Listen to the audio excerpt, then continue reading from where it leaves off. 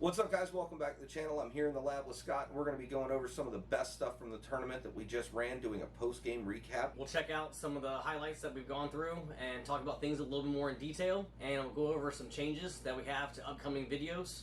So make sure you like, subscribe, hit that bell, and watch us for future content. We go live on Wednesdays.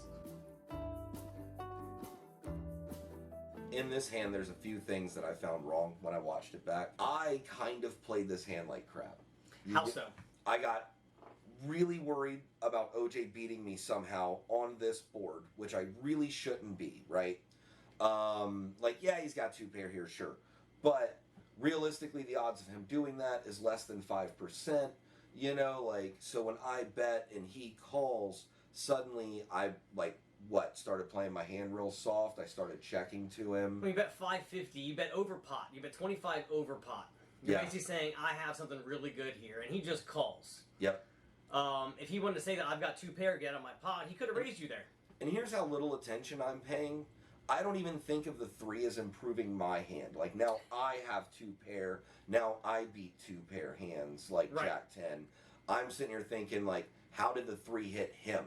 Because he's that kind of guy that just wants to play silly things against me. Like we've seen later in the tournament, he's played Jack 5, or 10-5 and 10-6 suited from the button. Now the queen's on the river, I'm automatically afraid of things like straights. Like, has he just been here with ace-king this whole time, or king-9, or some silly hand? And so when I call, and I eventually do make myself call, because you just can't fold kings, right? Like, not only am I calling because I have 800 left, so I'm not out of the tournament. I remember thinking I had lost when he was like, I have two pair. It didn't even occur to me that I also have two pair. That's how out of it I am.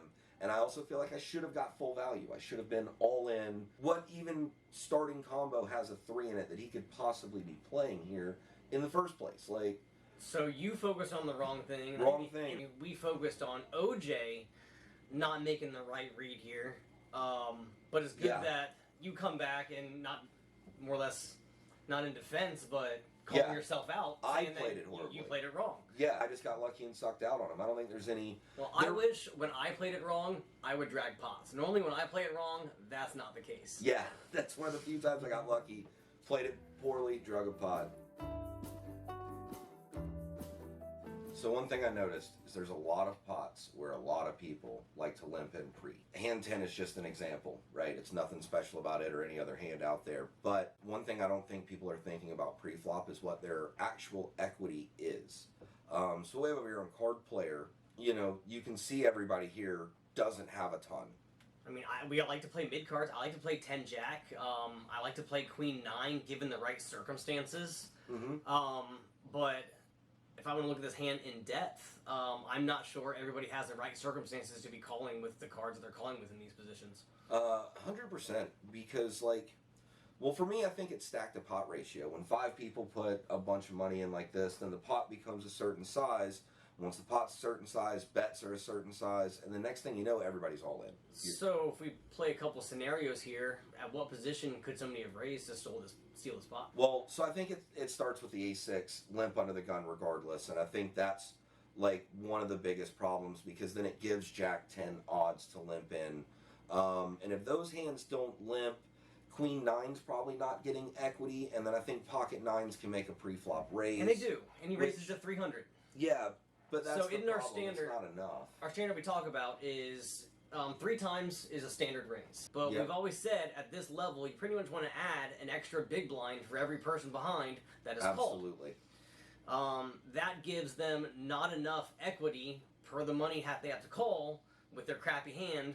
They can just get rid of it. Well, 5 people limp at $100 each. You know what I mean? And so that's what you're raising to 300, so the raise is only 200 more to call, but that means I'm already getting 4 to 1. There's 8 in the middle, so I'm getting 4 to 1.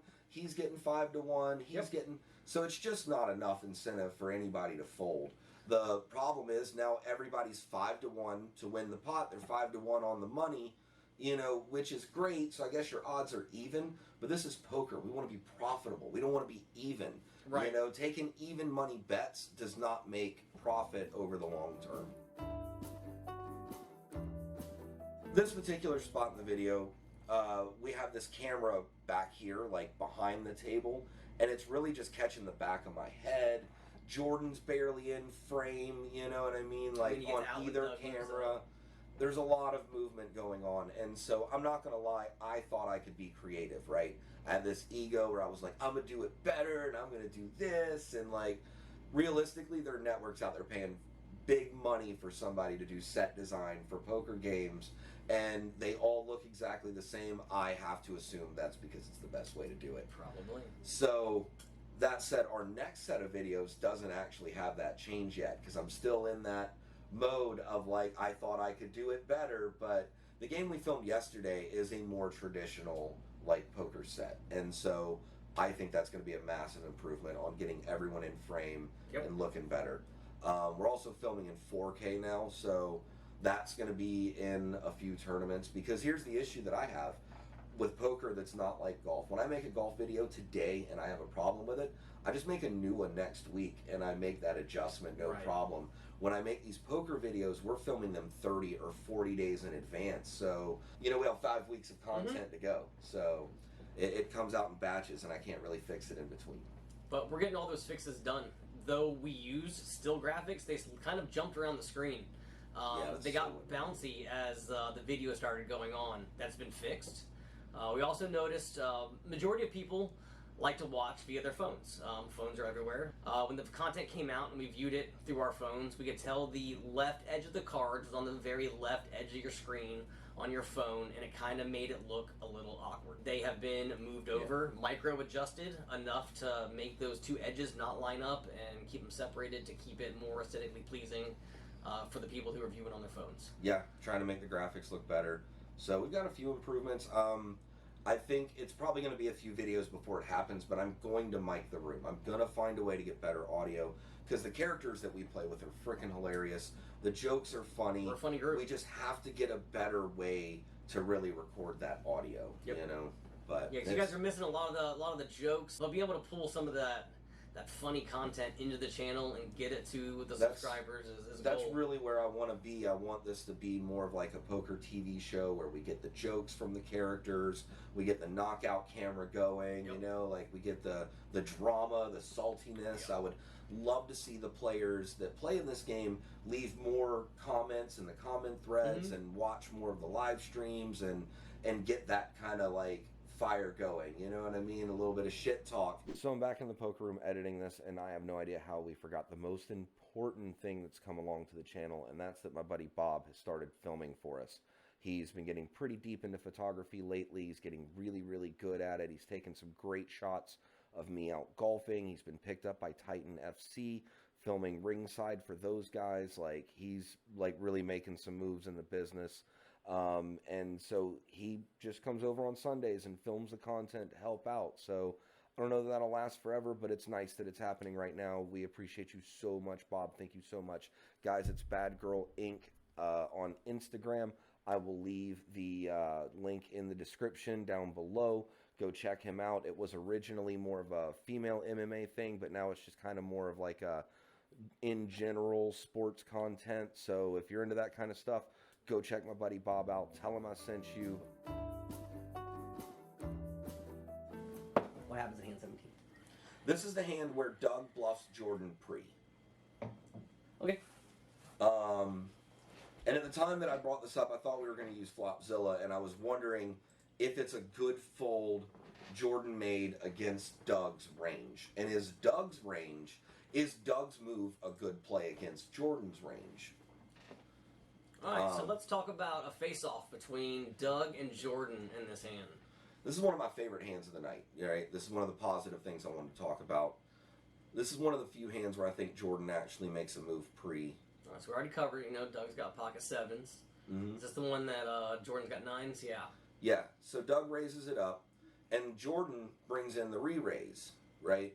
So if Jordan limps kings every time, right? Like, what is he re-raising you with? Once Doug makes the raise and Jordan re-raises him, isn't Doug a little crazy for shoving this? You know what I mean? Like, you'd assume Jordan has that nut range. Like, why is Doug shoving here? Like, right. You know, does he? That was a really aggressive shove with sevens. He either thinks he has the best hand or he thinks Jordan's going to fold. One or the other. You know, there's only two options there. So, like, what does he think Jordan's going to fold when he's raising, when you're talking about a guy that plays 3 hands a night or 8 hands a night, you know, like... So, like I said earlier in the video, Doug's an intelligent guy. Normally knows what's going on. What do you think happened here? Do you think Doug read it wrong? I don't know if if Doug just had a lapse in thought, or if he's just trying to get it in. He doesn't have a bunch of money. I'm not really sure what's going on with Doug in this situation.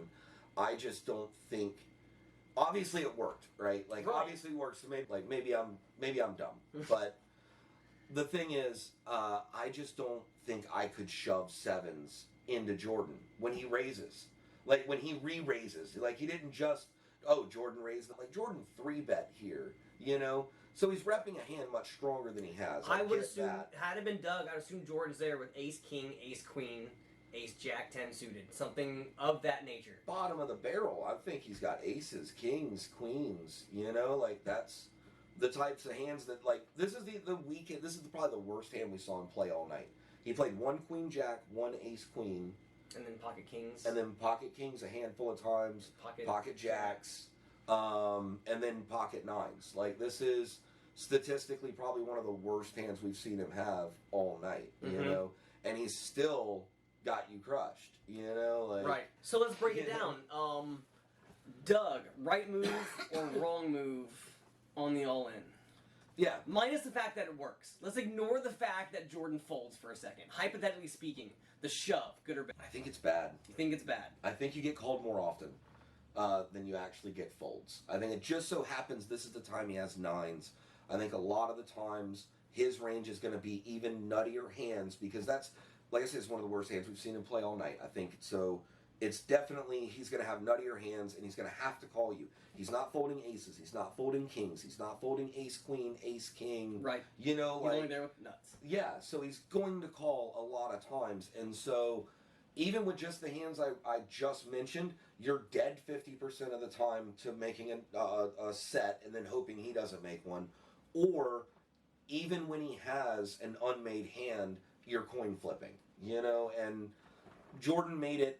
I think Jordan made it like 950 pre-flop. Doug raised all into 4,000 and change. Right. So the amount that you lose versus the amount you win when he folds and the amount you lose when he calls, I just don't think pans out. Yeah, you know? no, I'm with you. It's almost he probably has to rebuy at that point if he loses. If he loses, he's rebuying for sure. So I think it's a terrible call. In my opinion, I think it's a straight up fold. That said, he won the pot, so I can't hate on him too much. Fair enough. Let's skip the video to hand 36. In my notes, I just wrote down that this hand is whack, right? Alright, so let's check out this whack hand. This is super whack. So it goes all the way around. We're going to get a handful of calls from people.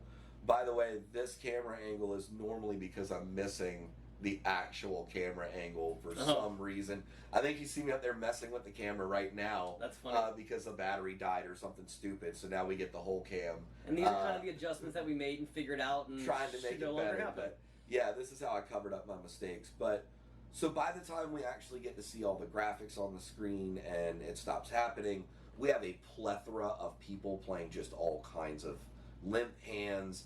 Josh is stabbing again on the button, trying to take away 800, something. Yep. Yep, and then here you are with this. So, like, why are I was big blind, so... you are big blind. My but, kids why are are in the playing pool. ace-deuce under the gun? I'm not ace-deuce. I know you're talking you're about not. Nate. I'm just... But, alright, let's go back for a second, and we'll just take a look. Yeah, I get a defense time. Back so, I'm big blind. I'm a huge fan of defending if I've already got stuff in there to defend. Okay. So, I've already got 300 in the pot. Okay. Raising it to 8 and one got to call 500 is not that big of a deal. No, and I agree. 5,000. That's a. I mean. I agree. 10% Without my counting the annies, we are looking at a 1,400 pot. You got to call 500. You're getting 3-1 plus annies. Right. You know what I mean? I don't disagree with you. Now I have no idea that I'm completely dominated. Like. It's not completely dominated. I guess I've got Jack 8 a little bit beat. You're drawing but thin. I'm drawing thin because of Queen 10 and Jack 8. Like, my straights are being sucked up. My spade's gone. Your pair outs aren't really good. It's not going to end up good for me. I can tell you that just by the way the cards look right there. That's not... Yeah. I mean, if like 8-8 came out, that'd be great. That'd be the best thing I could hope for. Yeah. But I can tell you that doesn't happen. Doesn't happen a lot. It happened yesterday against Nate, but that'll be the next video. I think this is a smooth move. I don't even know why Ace Deuce is here under the gun. But now we get to this flop, and you and Josh are open-ended. Josh bets 1,000, and I think you folded here, but I don't know why. Like, I don't know why you didn't get a little bit of action in on it. I hate straights. I hate them. They don't come very often. You have better odds of hitting a flush than you do a straight, and a flush beats a like it's so. If you want a whole lesson on the odds of straights versus flushes and why I hate them in Texas I don't need Hold'em, that. Obviously, I don't need that. I just, I just know you didn't have a pile of chips left behind. You're open-ended. You have an over. You know what I mean? It's a board that most people are most likely not to hit. It feels like you could have stole it. Would I have hit it? It feels like you would have stole it, though. I don't think so. No. Under Josh normal would've called. circumstances, I think you would have stole it. Josh would have called. He also didn't hit it. You would have won. You'd have beat Josh. You would have lost to Ray, right? Because Ray can't fold, which is another thing that we need to talk about at this end. Go back to this, because Ray's thing is even nuttier than, like, why aren't you in here shoving, on the Ray's flop? just got 2 overs with a gutter ball. Ray has 1,400 made this flop and then check shoved on top of Josh. No, he did for 400 Josh more. bet 1,000. He bets 400 4 more. Like, he's gonna call anything. Why isn't, if he's only got 1,400 on top of the 800, he started the hand with 2,200, right? Right. Blinds are, what does it say in the corner level? Okay, so the blinds are 153. He's only got 7 antes or 7 blinds to his stack, like sub. So this feels like he should have just shoved this pre-flop and probably won the pot outright. You know what I mean? Or guess. maybe he races off against Nate or something. I'm not going to go against 2 people behind me and just blindly shove Queen 10 into a pot. I mean, that's I'm either right going to try to get in there for cheap but so then and maybe see you what should happens. Be folding it here? Yes. Like, that's your other option. Because you get this flop and then you check shove for 400 more. I'm so confused. So this is basically what I was trying to say about how this game is so weird and such a weird dynamic. Like, you're not shoving there, which may or may not be textbook with your stack and the pot ratio. Ray is doing some craziness. Like, I don't even understand Ray's line of play there. Right. Like, he ended up winning the pot with Queen High, but it's just like, you're not a wizard, Harry. Like, I'm sorry. Like, you didn't make that move. Like, that wasn't a calculated... So I didn't do any wrong moves, because his Queen 10 would have beat mine. Like, well, I would have lost. In retrospect, you would have lost to his Queen 10. I get that, but I don't know. But again, that's one of those things that we're saying that based on seeing the cards. Without seeing the cards for your stack. More things I'd have to look at, like, where was I at? Did they make moves before me, after me? Like, I don't know. Again, so, I don't like going for straights. You personally don't like straights, so I can buy that. You know what I mean? Like, and I'm not saying you need to, like, defend yourself. Just from my perspective, that whole hand is whack. There's crazy amount of players in it. You got one of them who's in here with less than 7 bigs, limping, calling the raise, 3-betting all in on the flop for less than half of what the bet size was with Queen High. Well, you want to talk about crazy. Guys folding open-ended straight draws with 10 bigs. All right, well, it's been fun today hanging out, talking poker, going over some of these videos. This stuff's hilarious, man. It makes me laugh watching it back. I really do enjoy the content. So. I like getting a little more in-depth, getting to talk about a little bit more of the commentary that went through, a little bit of defense on different sides of the story. Yeah, for sure. Hopefully we get to do more of these, and maybe we can bring on some of the players to come in and defend themselves too. That could be another one of the things we're going to try to improve on as we make the channel better and grow. And, speaking of growing, guys, we'd really appreciate it if you'd smash that subscribe button. Come back and check out more content. We're going to try to go live every Wednesday at 9. All right. Appreciate you guys, and we'll see you next time.